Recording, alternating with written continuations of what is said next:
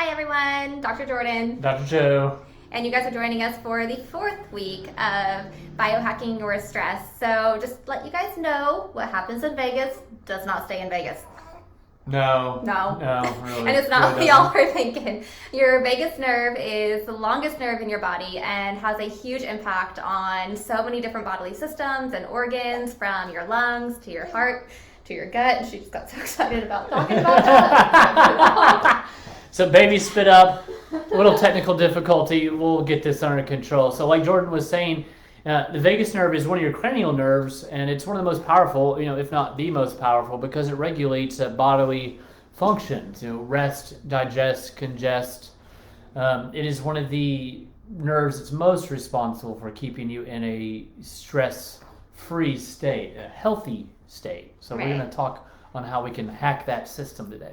And this is honestly where Joe and I get really excited working together, because this is kind of where yoga, which is a big interest of mine, neuroscience, and chiropractic all meet. Yeah. So I'm the neuro guy, she's the yogi, and we're both chiropractors. So this is really where it kind of all comes together, because a lot of the things that we're going to talk about with vagus nerve hacking. She's not happy. She's not happy. I need to stand. Yeah, a lot of the things we're going to talk about with vagus nerve hacking come from historically yoga, breathing and things like that. Breath work, meditation, even yoga flows itself. And then in clinical neurology, which is a passion of mine, we use other techniques. Gargling is one of them. Taking cold showers, all these things that we have like research that shows it. And what's really cool is there's a lot of research out there now on how some of the yogic practices, the meditation practices of old are very beneficial for hacking the vagus nerve and this mind-body connection that we're going to be talking about. So we're going to go through some of these today. You want to start off with just like what low and high function are? Yeah. So when your vagal tone is high, essentially it means your parasympathetic activity, which is your rest and digest, heal and repair system, is functioning at its best level. That means that you are going to respond better to stress, you're going to heal faster, you're going to have better emotional regulation, and even better social engagement. Whereas if you have a low functioning vagal tone, the opposite of all those becomes true. So you don't respond as well or as quickly to stress, you don't heal as fast, you don't have great emotional regulation, and all of that can create a cascade of health complications, everything from higher heart rate to poor GI system. And yeah, weird symptoms is usually the things that people get when they're under stress dominance, and like you've been to like doctors and they've done all the tests and they can't find anything wrong with you. If you are experiencing a lot of stress, you have that on your plate. A lot of times that could be it, because once this stress cascade fires off, it becomes like a negative feedback loop. It keeps going and going, and it throws your hormones off. It's just far-reaching. So it's really powerful stuff. So as we were saying earlier, there are a few things that you can do to hack or tap into, I keep getting off camera, your vagal tone. I know you mentioned gargling. So anything that activates the back of the throat, whether it's gargling or singing loudly, humming, all of that tones the vagus nerve, which controls the throat muscles. Now, if you are going to gargle, I'm just going to put some rules and stipulations on it. It's not just one 20-second gargle during the day. What I recommend is taking a big glass of water and gargling each sip for about 20 or 30 seconds, as hard as you can tolerate. Because think about it like working out at a gym, right? You're not going to get much strength from a 2-pound dumbbell as opposed to a 10-pound dumbbell. And so when you think about training or toning, strengthening anything in the body, that same concept of how much effort and strength you're putting into it applies. Yeah, so you need to cry. You need to gargle so hard that you cry. He's going to put stricter rules. No, seriously, it doesn't work if you don't. So you've got to build the muscle. Your brain's a muscle. These nerves are muscles, basically. They can all be trained. So yeah, you got to do it hard enough for you to cry. The next one would be a cold shower is great. I have a hard time convincing myself to do this one, so I typically do the cold water on the face approach, whereas if you just wash your face with cold water, that helps a lot.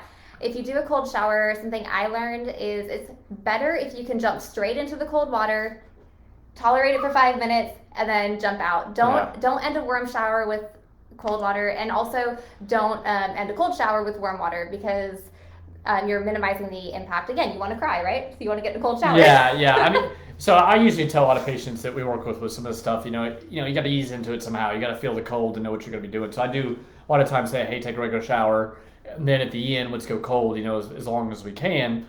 You don't want to do it the reverse way. But I do think that she has a good point. If you were to set a time aside that's different from showering and you're just like, hey, I'm hopping in a cold shower, and I'm doing it for as long as I can. I'm not washing or anything. I'm just really just getting the body as cool as possible. And, and the other thing, too, we've seen a lot recently with this is like Wim Hof, the Iceman. There's a lot of research about this very basic mechanism that we know about showing how important it is. Taking the ice baths is another approach. I don't know if that's something that is very... stick with the cold shower. Yeah, it's kind of hard to go get like 5 bags of ice and throw in your bathtub, and do that on a daily basis. So I think the cold shower is your best bet. So another approach that is really easy, you don't need any crying with this one. No, is deep diaphragmatic breathing. Slow, deep diaphragmatic breathing. And if you want a little more information on that one, week 2 of this video series had a little more in-depth information on how to do that. Yeah, you'd be surprised how many people come to this office and don't know how to breathe, and that's really at the forefront of their, maybe muscle pains and other conditions as well. Right. So. Oh, we got tons of stuff. Did you talk about like laughing or humming, anything like that? So a couple other things too, just some basic ones. So humming's really good. It activates the same muscles that gargling does. So you can hum when you do things to calm things down. And that comes from yoga, right? Chanting, humming is really big in yoga, and it's been effective because it does activate this calming vagus nerve that we're talking about. Another one would be laughter, having a good time, with your spouse or friends, family, making sure that you're enjoying, your life and your day-to-day activities, by, having some jokes and things like that. That's a really good idea as well. And then, the last thing that I'm going to throw in here is, a chiropractic. And the reason is because chiropractic just fires off all the good parts of your brain, right? So when you get an adjustment, it actually goes into the spinal cord, goes up into the brain, and throws a big explosion of good brain information that will make what makes you human, this frontal lobe part up here, this part of my hat. Because his head is cold, even though it's 70 degrees outside. Hey, I get cold easy. And it'll basically make this part of your brain, which makes you human, a lot stronger. And then that's going to inhibit all of the primitive monkey brain stuff, which vagus is attached to, if that makes sense. So chiropractic is another really good option. Massage is a great option. Like self-care. Most of the stuff that you is good for you, that feels good, makes you feel good, that's most likely going to activate vagus too, because it means something to you. So That's just something that we want to bring to you guys. This week, this is a very hot topic. Oh, she's got the hair.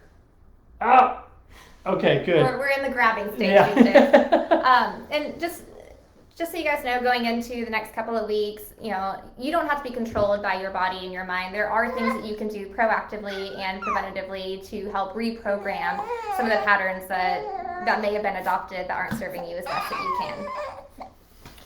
So if you guys need anything at all, we're here as always. You can always ask a question. We're looking to help people as much as possible. So take care, and we'll see you guys next week. Bye.